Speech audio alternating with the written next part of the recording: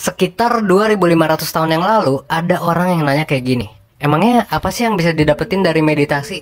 Terus orang yang ditanya ngejawab, tidak ada. Tapi saya bisa tahu apa yang telah saya lepaskan, yaitu kemarahan, kecemasan, rasa tidak aman, ketakutan akan tua, dan kematian. Pertanyaan dan jawaban tersebut sebetulnya diparafrase dari seseorang yang bernama Siddhartha Gautama. Atau kita mungkin lebih mengenalnya dengan Buddha. Nah, ngomong-ngomong tentang meditasi, gue ada suatu tantangan nih ke lo. Coba sekarang tutup mata lo dan lo coba untuk gak mikirin apa-apa selama 20 detik. Gue ulangi lagi ya. Lo pause video ini, terus lo coba untuk tutup mata lo dan gak mikirin apa-apa selama 20 detik. Oke? Coba lo mulai dan pause video ini sekarang. Gimana? Udah dilakuin? Bisa nggak lo nggak memikirkan apa-apa selama 20 detik itu? Well, kemungkinan besar alih-alih pikiran lo beneran kosong, bisa jadi malah banyak pikiran atau gambar atau memori yang tiba-tiba muncul di otak lo.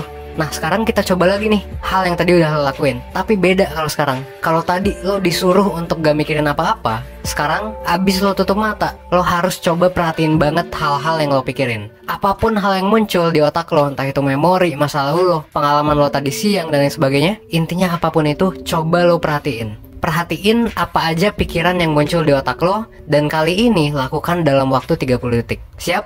Oke, coba pause video ini dan mulai lagi sekarang. Nah, kalau lo belum pernah nyoba melakukan hal tadi, kemungkinan besar lo bakal menyadari bahwa ternyata pikiran lo tuh sebenarnya berisik banget. Kayak banyak banget aja gitu pikiran-pikiran yang muncul di otak lo. Dan kadang-kadang banyak orang yang gak sadar akan hal ini. Dan akhirnya banyak orang nih yang hidup sehari-hari itu dipenuhi oleh pemikiran-pemikiran yang dalam tanda kutip berisik lah. Entah itu pemikiran tentang masa depan, misalnya kapan nikah gitu, nikah gimana, dapat kerja kapan, dan lain sebagainya. Atau pemikiran tentang masa lalu, entah itu gak bisa move on, gak bisa lupa sama kejadian tertentu, atau ngerasa bersalah karena melakukan suatu hal tertentu. Nah, yang perlu lo tahu adalah sebenarnya wajar gitu, bahwa pikiran kita itu emang sebetulnya berisik. Kalau lo udah berulang kali bermeditasi, kemungkinan lo mungkin udah sadar sama hal-hal tersebut. Nah, exercise kita tadi itu ditulis oleh salah satu penulis terkenal yang personally gue tuh suka banget sama dia, yaitu Mark Manson. Dalam tulisannya, dia tuh nyebutin bahwa pikiran kita tuh sebenarnya berisik banget. Dan keberisikan dalam pikiran ini, ia sebut dengan konsep two minds. Atau kalau dalam bahasa Indonesianya, dua otak. Nah, jadi gini, meskipun otak kita ada satu, konsep ini tuh mengatakan bahwa sebenarnya pikiran kita itu bisa kebagi jadi dua. Jadi ada dua nih. Pertama adalah thinking mind, dan yang kedua adalah observing mind. Konsep ini sebenarnya konsep umum yang bisa banget digunakan untuk mengatasi masalah emosional lo sehari-hari. Thinking mind itu apa? Thinking mind itu adalah pikiran yang berisik, dan pikiran ini cenderung gak bisa kita kontrol gitu. Biasanya thinking mind ini suka bikin ulah.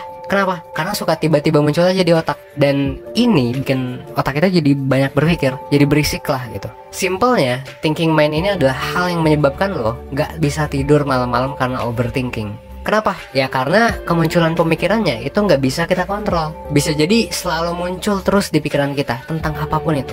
Menariknya, meskipun thinking mind ini ada di otak kita, thinking mind ini kan nggak bisa kita kontrol ya. Jadi otomatis aja gitu. Dan ini kan mungkin banyak dari lo yang bertanya, kok bisa otak kita tuh nggak bisa dikontrol oleh kita sendiri? Emang kayak gitu. Kalau lo gak percaya, gue pengen buktiin ini ke lo. Kita coba praktek lagi sekarang. Jadi gini, gue punya suatu tantangan ke lo. Apapun yang sedang lo lakukan sekarang, gue tuh pengen lo nggak mikir tentang spaghetti fettuccine. Please, please, please, please, please, jangan mikirin sedikit pun tentang spaghetti fettuccine. Disinilah thinking mind bekerja. Secara gak langsung, ketika lo lagi nonton video ini, dan gue nyebutin kata spaghetti, terus lo ngelihat gambar spaghetti di videonya, kemungkinan besar ya otak lo akan mikirin tentang spaghetti. Kalau lo mencoba secara sadar, lo mencoba secara keras nih untuk gak mikirin tentang spaghetti, justru usaha lo itu akan jadi berkebalikan hasilnya. Lo malah akan jadi kepikiran tentang spaghetti. Kok bisa kayak gitu? Nah, emang kayak gitu. Dan ini yang jadi masalah kebanyakan orang. Contoh simpelnya, misal tentang move on atau melupakan mantan pacar atau gebetan. Semakin lo berusaha melupakan sesuatu, misalnya gebetan ya, justru semakin inget lo dengan sesuatu yang ingin lo lupakan itu. Nah, inilah thinking mind. Emang kayak gitu, gak bisa dikontrol gitu. Itu adalah otak yang pertama. Nah, ada otak yang kedua, namanya adalah observing mind. Observing mind ini bisa kita kontrol. Observing mind adalah otak yang bisa bikin lo sadar bahwa lo sedang berpikir tentang suatu hal tertentu. Jadi sesuai dengan namanya, observing mind ini bisa mengobservasi apa yang terjadi di otak lo. Dan ini adalah hal menarik yang terjadi di kesadaran manusia. Menariknya adalah kenapa? Kita itu bisa berpikir tentang apa yang kita pikirkan. Kayak tadi aja, ketika lo mencoba untuk menganalisis apa pikiran yang muncul di otak lo. Observing mind ini emang canggih banget. Dan sebenarnya observing mind ini adalah kunci supaya lo bisa jago meditasi. Observing mind ini juga berguna buat hal lain. Bisa bikin lo jago memimpin organisasi, bisa bikin lo melepaskan kecemasan ya, kesedihan, emosi yang lo rasain, dan bahkan bisa bikin lo jadi pembelajar yang oke banget. Kalau di psikologi ada istilah lain, namanya adalah metakognisi, alias berpikir tentang berpikir. Nah, tapi observing mind ini kalau gak kita gunain dengan baik, bisa ngasih dampak negatif juga buat kita. Kebanyakan orang yang mengalami stres, overthinking, dan gak bisa menangani emosinya, itu sebenarnya bisa jadi ngerasa kayak gitu karena thinking mind dan observing mindnya ini ngegabung jadi satu dan gak bisa dibedain. Jadinya ngeblur, jadinya kayak gak jelas yang mana yang bisa dikontrol, yang mana yang gak bisa dikontrol. Maksudnya gimana? Jadi gini, selama gue bikin video banyak banget orang yang nanya di comment section, Kak gimana caranya biar gak stres? Kak gimana caranya biar gak sedih? Biar gak cemas? Gak emosian dan lain sebagainya. Nah masalahnya, hal-hal yang ditanyakan itu kan sebenarnya gak bisa dikontrol gitu. Itu kan yang tadi, kerjanya si thinking mind. Otomatis jadinya nggak bisa dikontrol. Yang terjadi pada orang-orang adalah orang-orang berusaha untuk mengontrol hal yang dilakukan si thinking mind ini. Pas lagi sedih, berusaha keras biar gak sedih. Ya kalau gitu malah makin sedih gitu. Pas lagi overthinking, nyoba-nyoba nyari pelarian gitu ya, entah main game, shopping dan sebagainya. Pas balik lagi overthinkingnya muncul lagi. Gak bisa hilang. Ya emang gak bisa hilang gitu kan. Kan otomatis.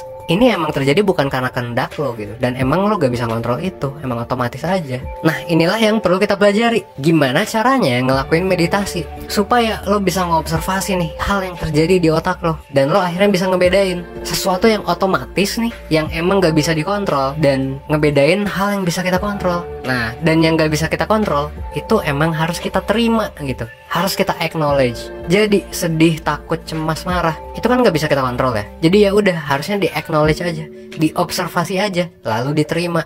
Nah, jadi kalau lo ngerasa sedih, lo coba observasi hal yang terjadi di pikiran lo. Oh iya, gue ngerasa sedih nih misalnya. Kalau udah diobserv, ya lo sadari gitu bahwa oh iya gue lagi ngerasa sedih. Lalu lo terima perasaannya. Nah, biasanya si emosi ini akan hilang dengan sendirinya kalau emang udah diterima, udah diobserv, udah disadari gitu. Inilah manfaat dari meditasi untuk mengatur emosi. Jadi kalau lo punya masalah kecemasan, gimana nih cara buat mengatasinya biar kecemasannya hilang? Ya pada akhirnya lo gak bisa membuat kecemasan ini hilang gitu. Kecemasan ini sendiri itu wajar, dan emang sewajarnya gak bisa kita atur semau kita. Emosi apapun itu ya, mau itu cemas, takut, marah, senang, sedih, semua itu akan selalu datang dan pergi. Pemikiran-pemikiran yang otomatis itu pasti akan datang ke otak kita. Ini nggak bisa kita kontrol gitu. Cuman bisa kita observasi lalu kita terima. Hampir gak mungkin orang bisa menghilangkan pemikiran-pemikiran otomatis ini, emosi-emosi yang datang ini dengan instan. Bahkan performer terbaik di bidangnya, misalnya orang yang jago public speaking ya, sebelum manggung dan berbicara di depan umum, itu pasti ada kecemasan, nervous dan takut yang dirasain gitu. Bedanya kalau top performer itu mereka udah ngerasa bahwa ini tuh wajar dan udah biasa gitu. Jadinya nggak ngaruh ke performanya.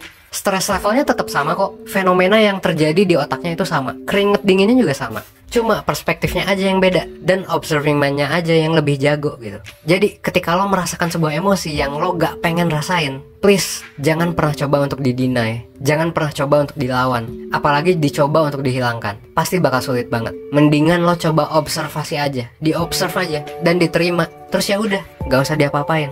Nanti lepas sendiri. Jangan ngarep dilepas juga. Ya udah diterima aja gitu. Gak usah diapa-apain. Tanpa kita sadari, thinking mind kita itu bakalan selalu memproduksi pikiran-pikiran, baik itu pikiran positif, negatif, dan sebagainya ya. Itu setiap hari bakal selalu memproduksi pikiran-pikiran itu secara otomatis. Dan semakin lo ngelawan, semakin lo ngedeny, semakin lo gak bisa nerima, emosi lo, perasaan lo, dan pikiran lo itu akan semakin ngelawan lo. Ironisnya gitu, semakin lo coba melupakan sesuatu, lo justru akan semakin inget dengan kejadian atau hal yang pengen lo lupain. Semakin lo coba untuk gak sedih ketika lo lagi sedih ya, lo bakal semakin kepikiran dengan rasa sedihnya. What you resist will persist.